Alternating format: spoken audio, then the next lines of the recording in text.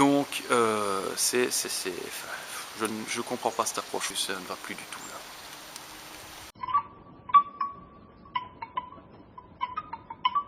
Salut, c'est Laurent de T-Tactical. Aujourd'hui, on va parler un petit peu de la philosophie de la défense, disons.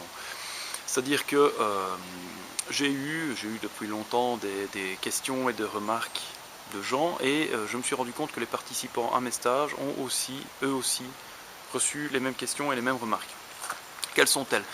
C'est très simple, il y a deux grands types de personnes. Il y a des gens qui sont interrogatifs et qui me posent la question, ou qui posent la question au stagiaire: tiens, pourquoi est-ce que tu vas apprendre à te défendre, pourquoi est-ce que tu vas apprendre à tirer, j'ai pas l'impression que ce soit vraiment utile, c'est bizarre, qu'est-ce que ça t'apporte? Bon, ces gens-là, on peut discuter avec eux, donc c'est pas un gros souci. Par contre, il y a des gens qui sont limite agressifs et qui considèrent que apprendre à se défendre, apprendre à tirer, c'est inutile, voire même que le fait que vous appreniez à vous défendre et ou à tirer, ça fait de vous quelqu'un de dangereux, et donc vu que la violence n'existe pas, vous êtes le seul violent et que c'est vous qui allez répandre la violence autour de vous. Ce qui est, je pense, tout petit peu exagéré. Parce que je pense être même plus diplomate que certaines personnes non entraînées que je connais.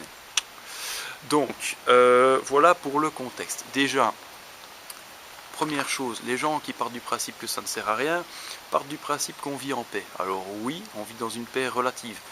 Mais posez un petit peu la question si vous avez des pompiers ou des policiers dans votre entourage, demandez-leur si le monde est aussi calme qu'on pense, et quand je dis le monde, je veux dire autour de chez vous, vous verrez qu'il se passe beaucoup plus de choses que ce que vous n'imaginez. Deuxièmement, il faut savoir justement que si on est dans un contexte comme ça relativement pacifique, ce n'est qu'une bulle au niveau historique et une bulle au niveau géographique. Dans le sens où, si vous regardez sur notre territoire, il y a déjà eu des conflits et il n'y a pas si longtemps que ça, et si vous partez un petit peu autour de l'Europe pour aller voir comment ça se passe, vous pouvez tomber assez facilement sur des coins assez violents. Donc, les gens ont tendance à croire un petit peu trop que c'est acquis. Autre chose importante à signaler, c'est que si effectivement c'est relativement pacifique chez nous, c'est aussi parce qu'il y a un paquet de gens qui travaillent dans les coulisses à rendre ça calme. Qu'est-ce que je veux dire par là? Simplement, vous avez la police, vous avez les militaires et de manière générale tout ce qui contribue à maintenir l'ordre. Donc vous avez aussi les services d'incendie, médicaux et autres, qui se démerdent tout le temps pour que les choses se passent bien. Et le pire de tout, c'est que plus ils se démerdent pour que ça se passe bien, moins on voit que ça se passe parfois mal, et plus on pense qu'ils sont inutiles. Ce qui est, je pense, très très injuste, parce que je vous garantis que sans force de l'ordre et armée, entre autres, ce serait autre chose au quotidien. Donc, si vous en connaissez, pensez à les remercier un petit peu de temps en temps, ça leur fera plaisir. Alors, ensuite, oui, donc cette idée reçue qui consiste à croire que si on s'entraîne à la défense, forcément ça va faire de nous quelqu'un de violent. Encore une fois, je ne me suis pas mal entraîné, c'est pas pour ça que je cours les cafés la nuit pour aller me battre avec des gens. J'ai jamais vraiment eu de gros problèmes, et justement ça permet de résoudre les choses de façon peut-être beaucoup plus posée que des gens qui n'ont aucun entraînement et qui ont tendance à avoir la trouille et qui ont tendance à provoquer les problèmes parce qu'ils ont la trouille. Maintenant, truc important à savoir à propos de la défense, c'est pas compliqué, c'est le même principe qu'une assurance. Si je vous demandais à quoi ça sert d'être assuré en incendie, vous me diriez c'est logique. Ouais, si je vous demande est-ce que vous connaissez quelqu'un autour de vous qui s'est déjà fait agresser, vous allez probablement me dire oui, il y a mon cousin, machin, bazar, ça vous trouverez. Si je vous demande est-ce qu'il y a quelqu'un autour de vous qui a déjà eu sa maison qui a brûlé entièrement, vous aurez peut-être plus de mal à me répondre. Et pourtant tout le monde est assuré en incendie et tout le monde trouve ça logique. Par contre la défense, tout le monde ne trouve pas ça nécessairement logique et beaucoup trouvent ça inutile. Il y a comme un paradoxe. Parce que simplement on peut se dire oui, mais pour la défense il y a les policiers, ils sont là pour veiller sur nous et éviter que les choses arrivent et tournent mal. Effectivement, ils sont là, ils bossent bien, mais ils ne peuvent pas être partout, malheureusement. Dans le cadre de l'incendie, il y a la même chose, il y a les pompiers. Les pompiers sont là pour éteindre les feux, sauf que malheureusement, encore une fois, ils ne peuvent pas être partout. Et là, les gens trouvent ça normal de s'assurer en incendie et de se prémunir au cas où ça n'irait pas. Par contre, dans le cas de la sécurité, non. Où se situe la différence? C'est très simple en fait. Quand vous prenez une assurance incendie, vous payez pour être tranquille. Quand vous devez apprendre la défense, vous ne pouvez pas payer. Si, vous payez vos cours, mais vous devez payer avec des efforts.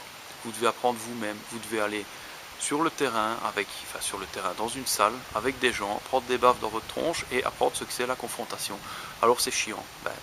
Mais le truc, c'est qu'il faut vous dire une chose, c'est toujours la même chose, c'est un investissement. De la même façon que quand vous êtes assuré, vous investissez un petit peu d'argent maintenant pour ne pas en perdre beaucoup plus tard. Quand vous apprenez la défense, vous investissez un petit peu d'effort et un petit peu de douleur maintenant pour ne pas en subir énormément peut-être plus tard. Donc l'idée, voilà, c'est aussi simple que ça. C'est à quoi ça sert? Si vous trouvez que ça ne sert à rien, si ça ne vous intéresse pas, ne le faites pas. C'est vous qui faites un pari. Vous partez du principe qu'il ne vous arrivera rien, vous partez du principe que quelqu'un veille sur vous.